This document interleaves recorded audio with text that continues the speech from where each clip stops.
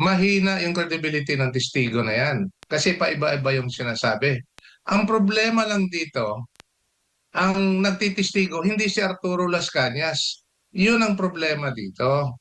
Kaya nga sinasabi ko, twice detached yung testigo ni NBI Director Matibag. Kasi yung sinasabi niyang salungat, yung mga pinagsasalita ni Arturo Las Cañas, wala yung tao doon sa witness stand eh. Ang obligasyon po ng depensa on cross-examination is to impeach the credibility of the witness as well as the credibility of the testimony given by the witness on direct examination. Yun po yung obligasyon ng depensa. And I'd like to commend the defense on that matter, particularly dito sa cross-examination ni NBI Director Matibag. Lalong-lalo na, ilagay ko pa sa dagdag na konteksto, head siya ng agency, abogado pa siya, matagal na siya nagpa-practice, and yet the cross-examiner was able to prove uh, not just specific but relevant points na nagpapatunay na either selective, bias, or hindi tama yung basihan sa pagtitestigo niya. Lalong-lalo na doon sa sinabi ko kanina patungkol doon sa alleged statements ni Arturo Las Cañas, which should not have been given due course by the impeachment court.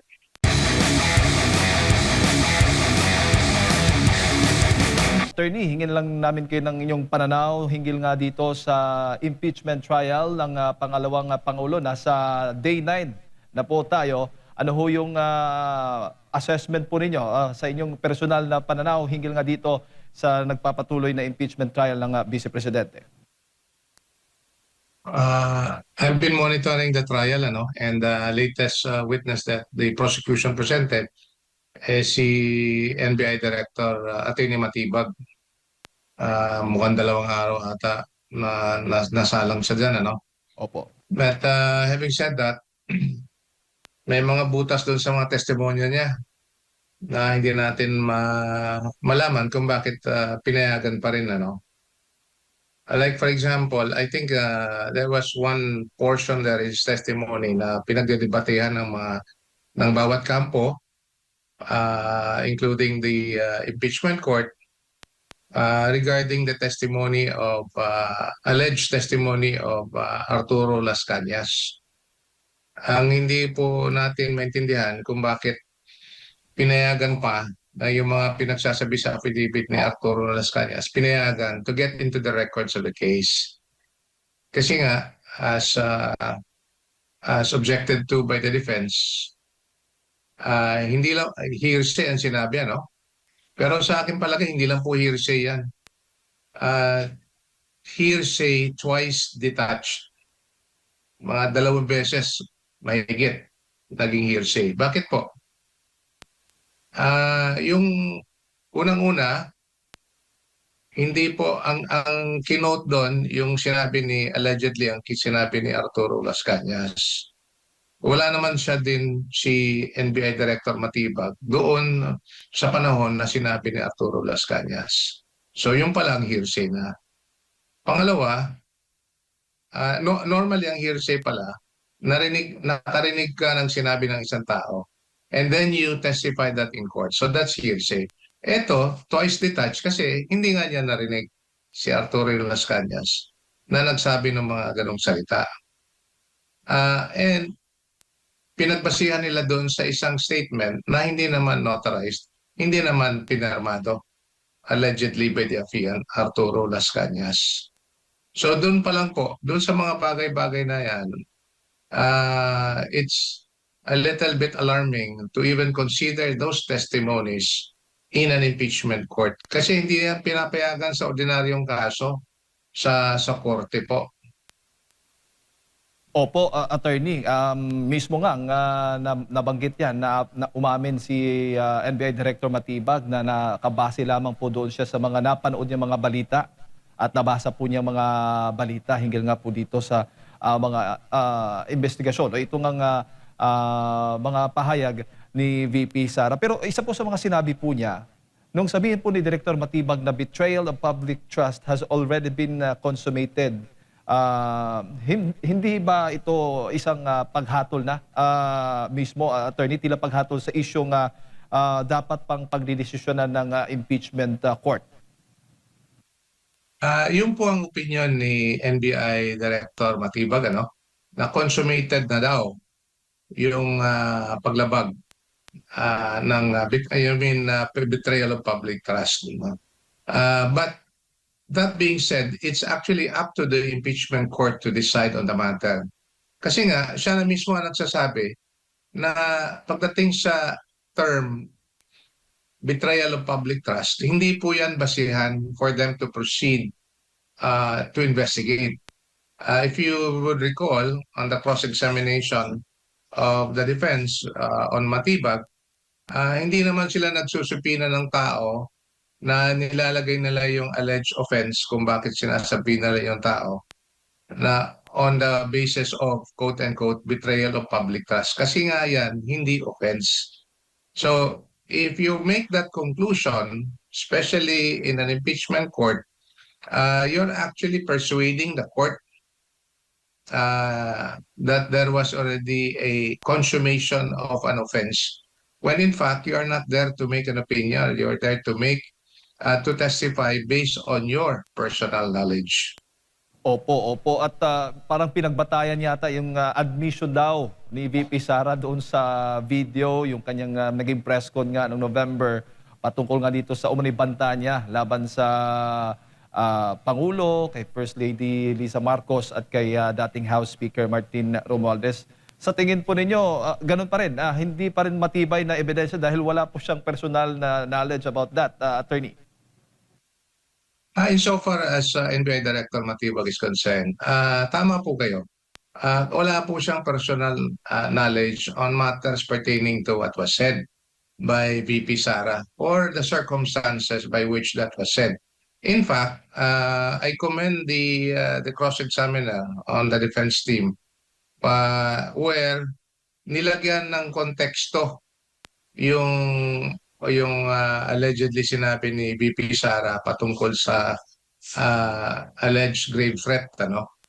Kasi pinalabas yung buong that segment, a little bit lengthy, at pinalabas yung kung bakit nasabi niya yan.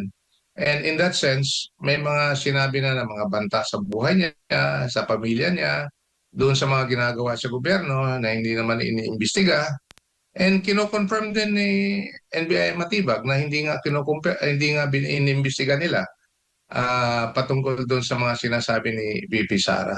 So doon pa lang makita mo na selective if not biased yung testimony ni NBI Director Matibag patungkol dyan, that portion of his testimony at naipakita ng depensa on cross-examination kung bakit bias yung witness. By the way, para lang mailagay natin ang context yan. Yes, sir. Go ahead. Jane. Pagdating kasi sa presentation of evidence, yung prosecution po, ang obligasyon nila is to present the witness to prove their allegation. In this case, Article 4 of the Articles of Impeachment, yung alleged grave threat. Pagdating naman do sa depensa, ang obligasyon po ng depensa on cross-examination is to impeach the credibility of the witness as well as the credibility of the testimony given by the witness on direct examination. Yun po yung obligasyon ng depensa. And I'd like to commend the defense on that matter, particularly dito sa cross-examination ni NBI Director Matibag. Lalong-lalo na, ilagay ko pa sa dagdag na konteksto, head siya ng agency, abogado pa siya, matagal na siya nagpa-practice, and yet the cross-examiner was able to prove not just specific but relevant points na nagpapatunay na either selective, bias, or hindi tama yung basihan sa pagtitistigo niya. Lalong-lalo na doon sa sinabi ko kanina, patungkol doon sa alleged statements ni Arturo Las Cañas, which should not have been given due course by the impeachment court. Opo. Actually, isa po sa mga Senator Judge, si Senator Judge Robin Padilla ay kinu-question din ho ang prosecution patungkol nga dito kay Arturo Las Cañas.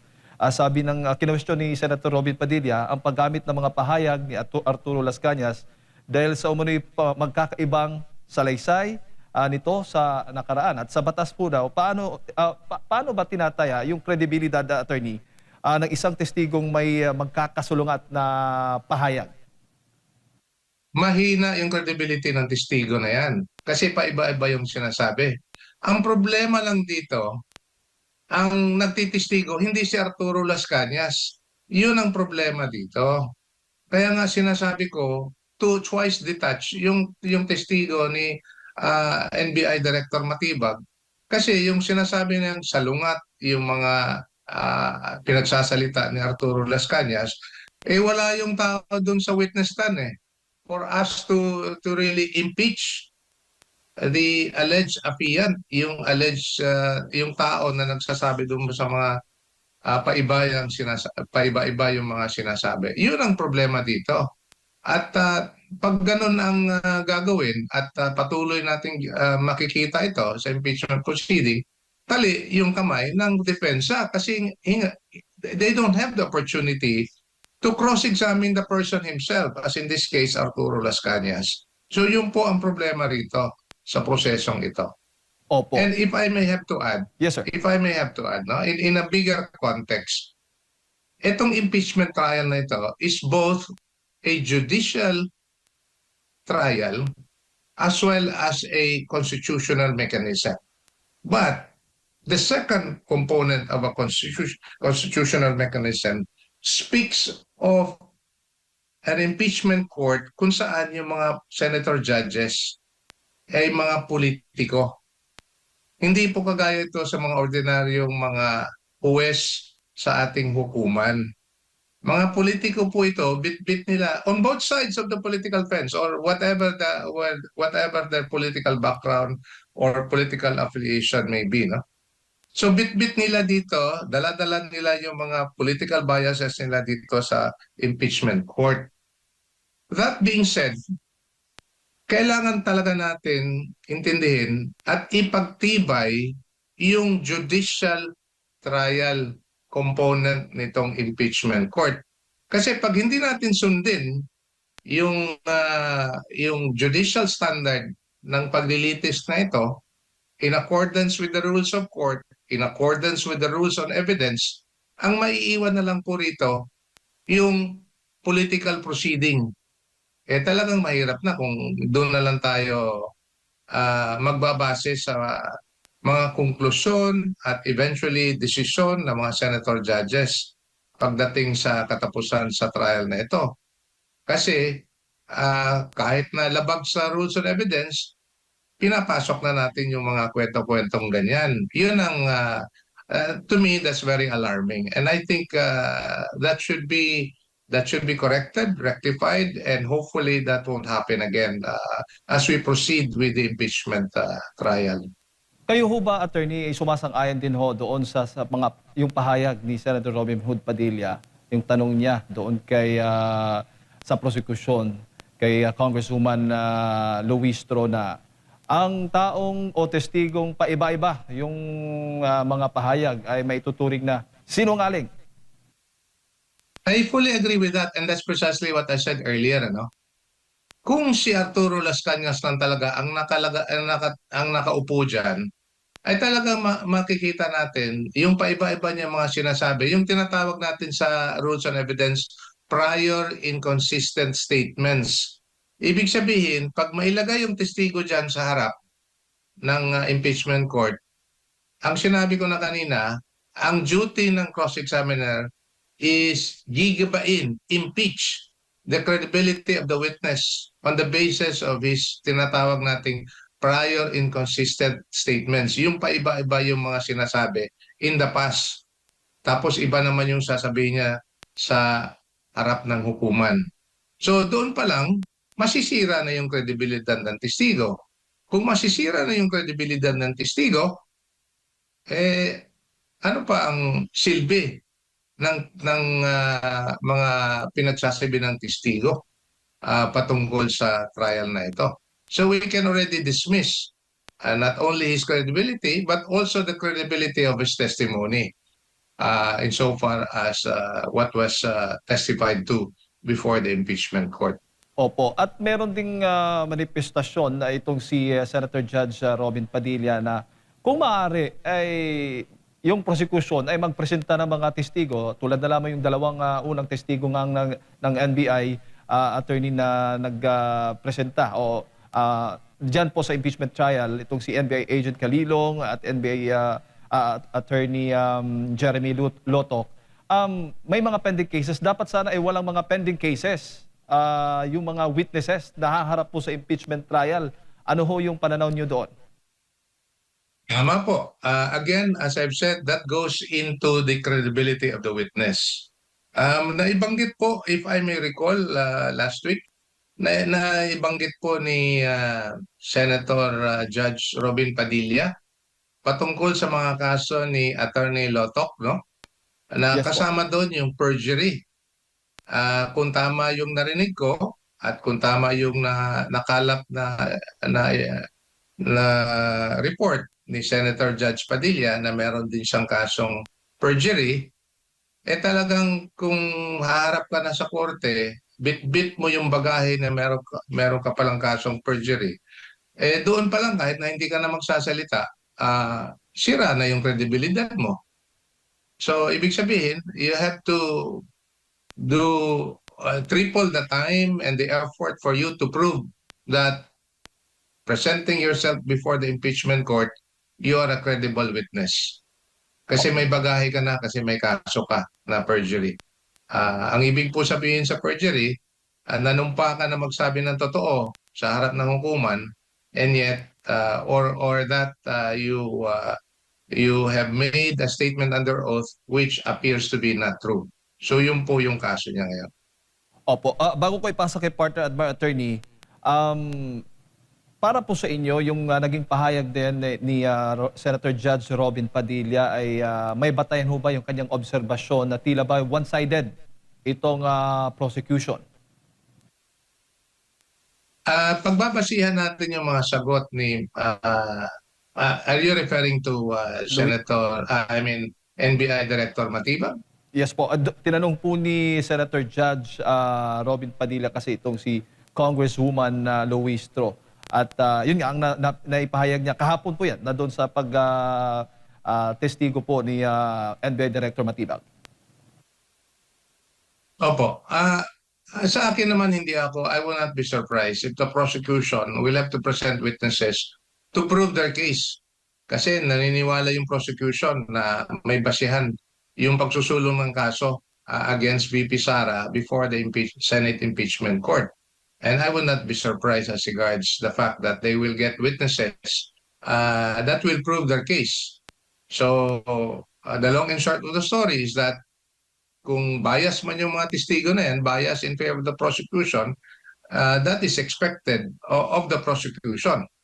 That having said, if I may, nangyari nga na last week, I'm sorry, the other week when they planned to present Yusek Laika Lopez, I was surprised that they would have her as the prosecution's witness kasi I was pretty sure that she will not testify in favor of the prosecution, and yet they're getting her as a prosecution witness. So in that sense, they will not get witnesses who will not even attempt to prove the case for the prosecution.